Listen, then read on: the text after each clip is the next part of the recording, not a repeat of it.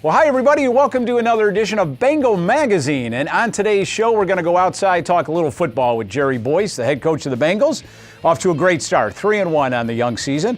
And then, believe it or not, we're going to talk softball. We recently hired a new head coach. Jamie Brown is joining us to talk about her vision for the program.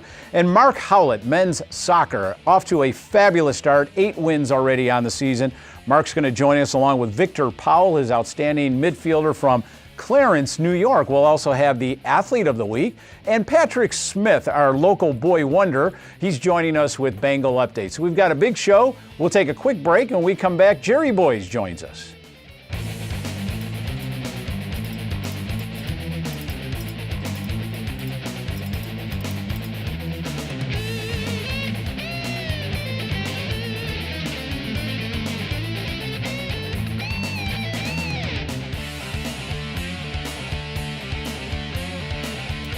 Well, welcome back, everybody. Let's go outside, talk a little football now with the head coach of the Bengals, Jerry Boyce. And Jerry, off to a terrific start, 3-1, 3 straight wins to open the season, and a tough loss last weekend. But what's the take on the team right now? And being 3-1, is this kind of where you envisioned where the team would be, and your offense, defense, and special teams? You know, Tom, a good question, and don't know if I have the answer. Sometimes the answers really come after you have some adversity. It's easy to be undefeated, you might say. It's easy to win. It's how players and coaches respond to losses that I think that's when you find out character. You find out the true makeup of your team. So I'm anxious to see, quite frankly, how we play on Saturday. Yeah. And to get an answer to your question. Okay, let me word it a different way then. I mean, I look at these results, and some are quote-unquote normal football results, and then we have the Morrisville, 101 points scored, and 43-48. And, you know, I look at this team, I've seen them at home here, and I look at these scores, and I'm wondering, what's the identity of this team? Is this an offensive team? Is it a defensive team? I think going into the year, I probably would have said it would be stronger on the defensive side of the ball. What do you think? What is the identity of this team? Well, it's, again, Tom, you're asking tough questions because there's 3 phases to every game. Sure. The kicking, offense, defense. And one of the phases that we say we can never lose is the kicking game. Okay. Because that is just so crucial. And you might have one side of the ball not quite playing great that day, but the other phase kind of carries them. And that's kind of has gone on. Our first game, our defense was really won the game for us. Against Morrisville, the offense kind of won the game for us. It was a combination at the RPI game, which was the most satisfying win of the season so far because we played well. Okay. We didn't play very well in those first 2 games. So, yes, happy with the win, but not real satisfied With the execution of the game. Correct. Okay. Because as we've talked, Tom, it's 11 players on the field each time, and all 11 have a crucial role. Right. And one doesn't get their job done, and you can have a bad play, and it can be at the most crucial time of a game. Right. Every play counts. Well, and you were still eating yourself, giving yourself another ulcer. We were walking across campus, and you would talk about a certain player not quite getting into the gap or was in the gap, and had they not done that, the play might have worked. And gosh, that must absolutely, with 11 guys on the field and absolutely everybody doing their job, and if one is just off, I would think that would drive me crazy if I was the coach of a football team. How do you, from a personal standpoint, how do you kind of stay level on something like that when you have X number of plays in a game? Well, you kind of have to, Tom. But it is exactly that. From a coaching standpoint, one of the things that is totally in the players' control is their effort. And I've had no real issues with effort. Okay. But what you don't want to say on a Sunday morning when you're reviewing films is that we beat ourselves. And you beat yourself because X player didn't do what he was supposed to do. And sometimes we miss a tackle, we miss the block, but we are on the right person. Right. We're where we are supposed to be. That's a big mantra for us, is be where you're supposed to be, and then do what you're supposed to do. Right.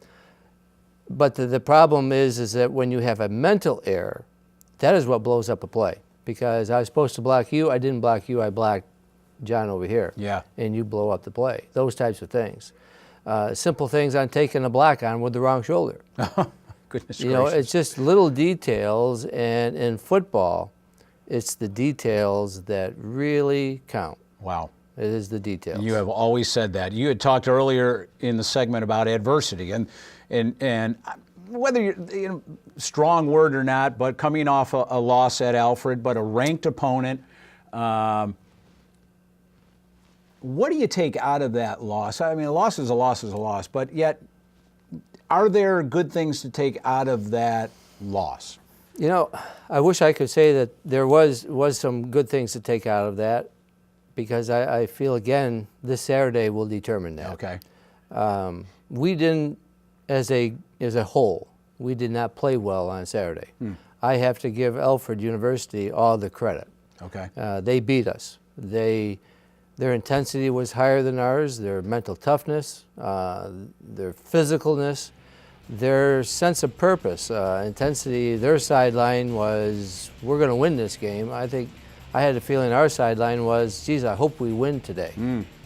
And just that alone, you're not going to be very successful. Right. Well, you get right back into it against a very strong opponent this Saturday, October 6th, Coyer Field versus Cortland, noon.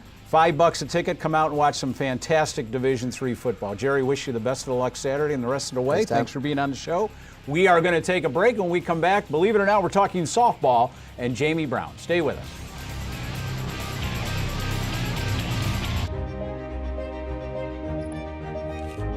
No matter who you are or where you're from, you are welcome here. Tú eres bienvenido. مرحبا, أهلا وسهلا. You are welcome here. You are welcome here. Hi, I'm Danielle Simkoviak, a senior from the softball team. My hometown is Buffalo, New York. My dream job is an athletic director. My favorite TV show is Impractical Jokers. I started playing my sport because of my dad. My favorite pregame meal is spaghetti. Well, congratulations are going out to this week's Athlete of the Week. It's Kevin Murnick from men's cross country. The sophomore criminal justice major led the Bengals to their third meet victory of the season as the team captured first place at the Washington and Jefferson Invitational. That was by a single point, believe it or not, over Westminster. Murnick placed fourth out of 52 runners covering the 8K course at Mingo Creek Park in 28:52. I'm not sure where Mingo Creek Park is, Jamie, but I now know that they run at Mingo Creek Park. So congratulations going out to Kevin Murnick, this week's Athlete of the Week. And we are joined now by Jamie. It's Jamie Brown, the head coach of the Bengals softball program, recently hired. And Jamie, welcome back to Buffalo. Yep. I say back to Buffalo. You played for the Bengals in the mid to late 90s. Yes. Let me see here. If memory serves, the team went to 3 SUNYAC playoffs, a couple NCAA tournaments during your tenure. So you can take all the credit for that. Absolutely. Okay? Absolutely. But you've had an interesting road in terms of coaching. You've been a head coach at 2 or 3 different places: Cal State Chico, East Stroudsburg, Skidmore. Why Buffalo? Why come here now in your career? Well, when I began my career, I had aspirations to be a Division I coach, but through my journeys, I understood that with me, Division III was my home and where I needed to be. I spent the last 6 years at Sage College in Albany, right. And the chance to coach at my alma mater has always been a dream of mine. So when the opportunity came up, I couldn't resist. Well, you're obviously a little late in the season, as they say, recruiting and all that, but you're here, and I'm always curious. It's October. What are the priorities for you as you walk into your coach's office now and go, okay, this is what I have to do. I don't know any of these kids. Blah, blah, blah. So what are the priorities that you've set for yourself? I mean, obviously getting to know the current team is vital. Getting to know my coaching staff. We have individual meetings set up for next week, so I'm really excited to sit down and get to know them. Okay. Recruiting, absolutely. Normally we spend recruiting all summer, recruiting for the following year. So a little bit late with that, but we have a list and we're going to go from there, and hopefully we can start getting some campus visits soon. And such a beautiful athletic department, beautiful school. So I'm really hopeful that we can get some commitments by Christmas. Well, that'd be fantastic. Getting to know the student athletes, you've had a chance already to get to know them. You were here last week as you were looking for housing, et cetera, but we are in the middle of fall ball, what we call fall ball. And I think you were able to take in a practice or two. What did you see? What did you like? I was able to see a practice, and then I saw them play on their play day. Fantastic. Definitely very athletic group, very versatile. We have several players that play different positions, so trying to hone in on what their specialty is going to be a little bit of a process when we start our preseason. We have an excellent pitcher in Allie Block. We have an excellent transfer that came in that's going to help. I feel like we can do a lot of unique things. Unique. I don't think I've heard a softball coach say unique things. Could you expand on that a little bit, or are you giving away secrets if you do? I like to coach a little bit outside the box. I think okay. Generally coaches, a runner gets on and then they bunt them over and work for that run. I'm not a big believer in that. I believe in first to thirds. I believe in not giving up outs when we need to. I believe in hit and runs, bunt and runs. I believe in straight stealing. I'm a pretty aggressive coach, I would say. Okay, so the style of coaching then is, and you said it, is aggressive. We like to run, we like to move people from first to third, et cetera. It's not a bunt them over. And as you said, that's very interesting. Give up and out. You'd rather have the girls swing away and see if we can move some runners that way. Why give up and out when you can Absolutely. have first and third with no outs? That's right. Or hit a home run, two-run home Very run. good. You said something interesting. I'm not saying anything out of context here or out of place, but during the interview process, I remember you saying something to the effect of you like to run a Division I program within a Division III setting. You feel like you can do that. And I think I asked you in the interview, could you expand on that? Let me ask you here, what does that mean? So here we are, Division III, a good Division III program with great facilities, and yet you want to run it like a Division I program. Can you explain that a little bit? So obviously rules are a little bit different. Sure. Instead of 40 plus days in the fall, there's only 15. So it kind of limits what we can do in the off season, but making sure that they're doing off season lifting programs and conditioning programs, and just kind of changing the culture a bit where, obviously academics comes first, but softball needs to be a priority in their life, and they need to be constantly working on it, even when I can't be sitting there watching them. Right. Always striving to be excellent in everything that they do is part of my philosophy, I would say. Something that, having individual meetings every 2 weeks and kind of jamming that down their throat almost Right. until they get the sense where, wow, I can be great at everything that I do. Right. So I kind of think that's the way. It's interesting. We have a couple things in common, don't we? You were a journalism major. Correct. And you lasted maybe 2 months. I don't even think I lasted 2 months. And I was a journalism major, and I lasted for years. But you have twins as well, and I'm Yes. married to a twin. And how 1-year-old twins? And my gosh, your life must be upside down right now. It is a little bit hectic. Right. They turned 1 in September. They are just the best thing I've ever done in my life. So being able to come home to them is just an absolute joy. It just adds so much more to my life, and coming to work every day is an absolute pleasure, and I love what I do. But to be able to have them now in my life, it just adds to my happiness. Very good. Well, Jamie, welcome back to Buffalo State. Thank We're you. so happy you're here. Thank you. We are going to take a quick break, and when we come back, we're going to go back outside and talk a little soccer with men's soccer coach Mark Howlett. Stay with us.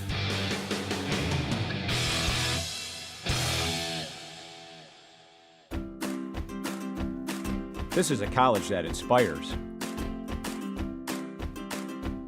Here you'll be engaged, strive for excellence, and prepare for a career.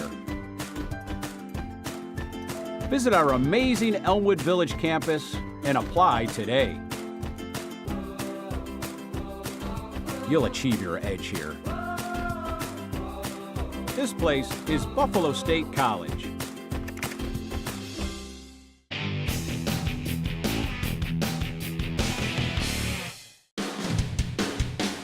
Hello everyone, and welcome to Bengal Update. I'm Patrick Smith with a recap of news, scores, and a look at upcoming events surrounding Buffalo State athletics. Men's soccer improved to 8-1-2 on the season. Buffalo State recently picked up a 2-1 win over Grove City, a 1-0 win over Geneseo, and earned 1-1 ties against Brockport and Fredonia. Senior Luke Pavone leads the Bengals scoring with 4 goals and 3 assists. August Finn has added 3 goals and 2 assists. Men's soccer returns to the field on Friday, October 6th as it takes on Oswego at 3 p.m. Women's soccer is currently 3-7-1 in the early season with a recent 1-0 victory over Allegheny. Senior Lindsay Mahoney leads the Bengals attack with 5 goals in the season. Next up for women's soccer is a SUNYAC road trip to take on Oswego State on Friday, October 6th at 3 p.m. Women's volleyball currently sits at 4-14 so far this season. Lauren Hansen currently leads the Bengals with 203 kills, and Alyssa Dirsky has 393 assists. Women's volleyball returns to the court on Friday, October 6th as it competes in SUNYAC play at Geneseo against New Paltz at 7 p.m. Football moved to 3-1 on the season with a recent loss to nationally ranked Alfred University following a 33-21 come-from-behind victory over RPI. Senior Bart Mazzara earned Empire 8 Football Defensive Player of the Week for his performance against RPI. The linebacker finished with 6 tackles and had a hand in an interception, fumble recovery, and a forced fumble. Buffalo State returns to Koller Field on Saturday, October 7th at noon to take on Cortland. The men's cross country won its 3rd meet of the season at a 5-team Washington and Jefferson Invitational. On the women's side, Buffalo State was 4th out of 9 teams at Washington and Jefferson. Kevin Murdoch and Ronnie Quadruple led the Bengals, each finishing 4th in their respective races. Cross country returns to the course on Saturday, October 14th when it competes at the Oberlin Interregional Rumble. For Bengal Update, I'm Patrick Smith. Well, thanks, Patrick, for that update. And we're joined now by men's soccer. And Mark Howlett, the head coach of the Bengals, joins us along with Victor Powell, his junior midfielder from Clarence, New York. And Coach, I was just told that this is the best start at 8-1-2 of a men's soccer team here at Buffalo State since 1984. That is over 30 years, and that is quite an accomplishment. And yet, when I remember our first interview before the season, you had indicated, yeah, expectations are high for this team. And you're meeting those expectations. Are you at all surprised at how far you're meeting them and maybe exceeding them right now? Yes and no. I think that, our philosophy is to just take it game by game, not look ahead, not look back, but just focus on that next contest. And I think in doing that, the focus has been high. If someone said that the beginning of October, you're 8-1-2, I think I probably would have signed on it. But also, I think that we've dropped points in the conference that maybe we shouldn't have, and that's concerning as well moving forward. Okay, Victor, same type of question. I mean, the momentum, the feeling in the locker room these days, the confidence level must be real high. And then I'm assuming, but yet you got to kind of temper that a little bit. Yeah, morale's always high when you're winning. So sure. All of us are excited in the locker room, but at the same time, we kind of have to realize, upcoming this weekend, we have Oswego and Cortland, so those are 2 massive games in our season. Those are 2 make-or-break games. Morale's high, obviously. Everybody's excited when you're winning, but we also remember that we have big games coming up in the season, and our season's nowhere near. Yeah, no, I agree with all that, and I'm curious from your standpoint, is it something you're in the locker room saying, hey, guys, okay, 11 games are done, we're moving forward now? Or how do you use this type of momentum, this type of confidence without getting them too overconfident? Yeah, again, the philosophy has always been that we never get too high with our wins and we never get too low on our losses, and to try and keep it that even emotionally throughout. And so that's just been after last night, great win against a great opponent. Yep. Let's move on now. There you go. That's done. Now we have to start preparing for the next biggest game in the season.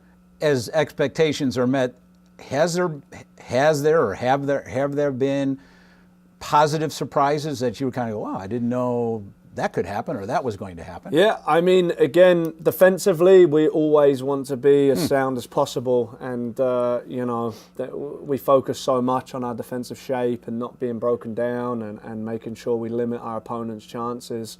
Offensively, we've probably exceeded how dominant we've been in games recently, and I think it's a new kind of territory for us as a program. But obviously within that, we've got to start converting those chances as well. Right, and your statistics bear that out. 189 shots to your opponent's 89 shots. I'm looking at this guy, and he's got his knees bent, and he looks okay, but we know that it's been a struggle.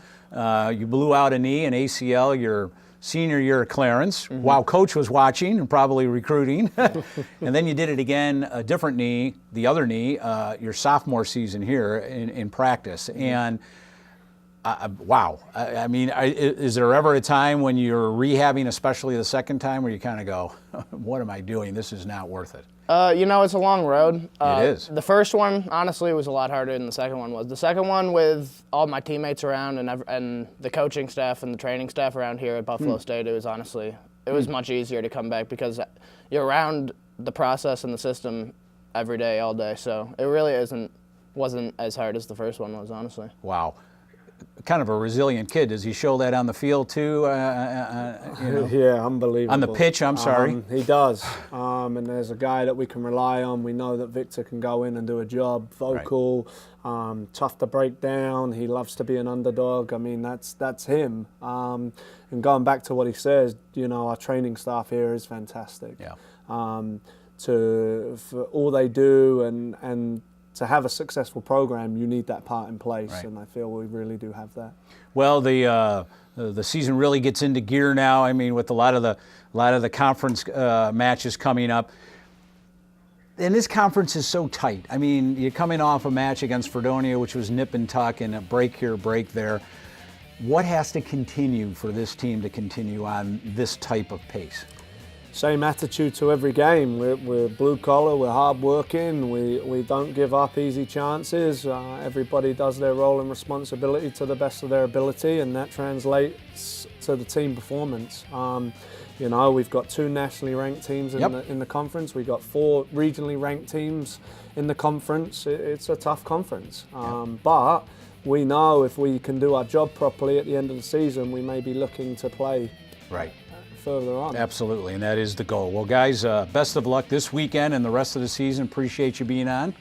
Well, that's going to wrap it up for this edition of Bengal Magazine. Thanks to everybody here in Creative Media Services, and we'll see you again in 2 weeks for more Bengal Magazine.